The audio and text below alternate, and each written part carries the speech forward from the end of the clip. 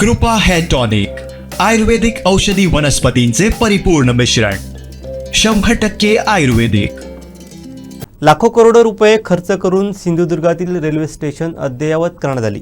त्यामध्ये सिंधुदुर्गातील कणकवली रेल्वे स्टेशनचं सुद्धा नूतनीकरण आणि पार्किंग व्यवस्था करण्यात आली. यामध्ये सुस्वागतम फ्लेक्समध्ये जी लाइटिंग करण्यात आली होती ती लाइटिंग अवघ्या 4 महिन्यातच बंद पडली.